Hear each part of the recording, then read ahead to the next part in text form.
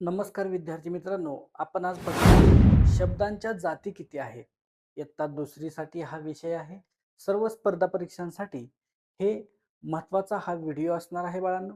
बघा, शब्दांच्या जाती म्हणजे त्याच्यामध्ये 4 प्रकार आहेत.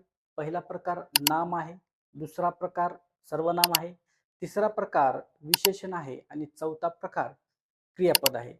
हे काय असतं, कशासाठी वापरलं जातं, काय म्हणतात याला, हे आपण या व्हिडिओमध्ये बघणार आहोत. चला सुरू करूया. शब्दांच्या जाती किती आहेत?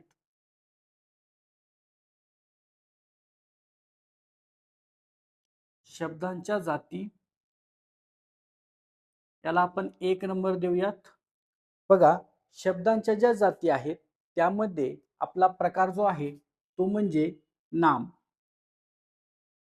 आता नाम म्हणजे काय रे बाळांनो? पक्ष्यांची नावं, पक्ष्यांची नावे, नंतर फळांची नावे, नंतर गाड्यांची नावे,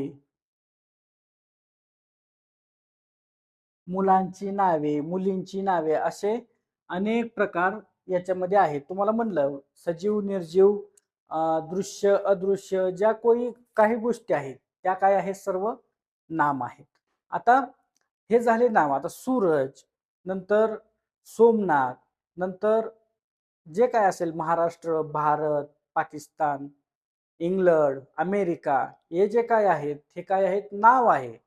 मग आपण बघूयात आता सर्वनाम. सर्वनाम म्हणजे काय?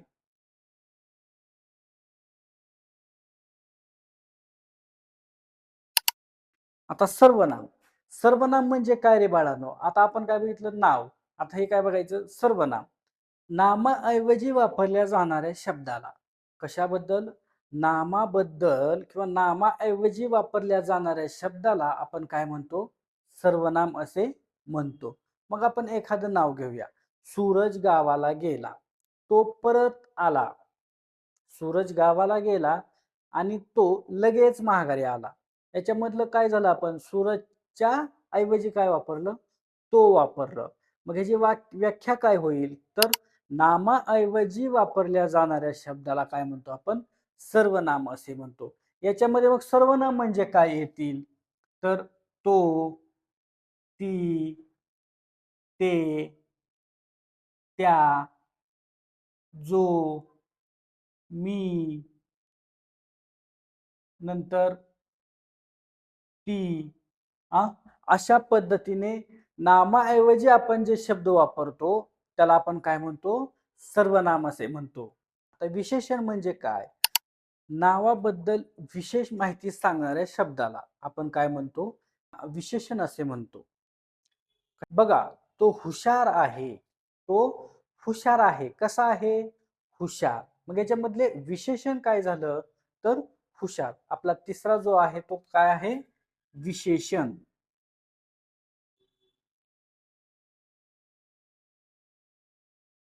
ह्याची व्याख्या मी तुम्हाला सांगितली. विशेष माहिती सांगणाऱ्या शब्दाला काय म्हणतो आपण?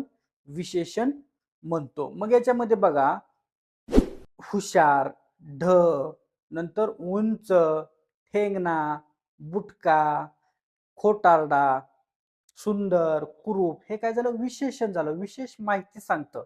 त्यामुळे आपण त्याला काय म्हणतो? विशेषण म्हणतो. हुशार, ढ, नंतर सुंदर, छान, अशी विशेष माहिती सांगणाऱ्या शब्दाला काय करतो आपण? विशेषण म्हणतो. आता क्रियापद बघूया आपण. क्रियापद काय सांगतं? की क्रियापद वाक्याचा जो अर्थ पूर्ण करणाऱ्या शब्दाला. क्रियापद म्हणजे काय? तर वाक्याचा अर्थ पूर्ण करणाऱ्या शब्दाला आपण क्रियापद म्हणतो. लक्षात येतंय का तुमच्या?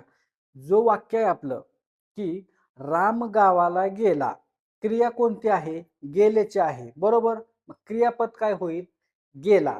तर याच्यामध्ये वाक्याचा जो अर्थ पूर्ण करणारा शब्द आहे त्याला आपण काय म्हणतो? क्रियापद म्हणतो. आता क्रियापद मध्ये काय आहे बघा? गेला, ला, ली, ले, ली, ले. शेवटी बघा, गेला, झोपला, उठला, मेला, जगला, वाचला, रडला ह्याच्यामध्ये जी क्रिया होते त्याला आपण काय म्हणतो क्रियापद असे म्हणतो. आता तुम्हाला हा व्हिडिओ कसा वाटला नक्कीच कमेंट करून सांगा. आपण भेटूयात पुढच्या व्हिडिओमध्ये. तोपर्यंत हा व्हिडिओ कसा वाटला नक्कीच कमेंट करून सांगा आणि हा व्हिडिओ आवडला असल्यास तुमच्या जी मोबाईलची स्क्रीन आहे त्या स्क्रीनवरती आमचे व्हिडिओ येण्यासाठी नक्कीच आमच्या चॅनलला सबस्क्राईब करा आणि असेच नवनवीन व्हिडिओ पाहण्यासाठी व्हिडिओला लाईक करत चला. आपण भेटूया पुढच्या व्हिडिओमध्ये.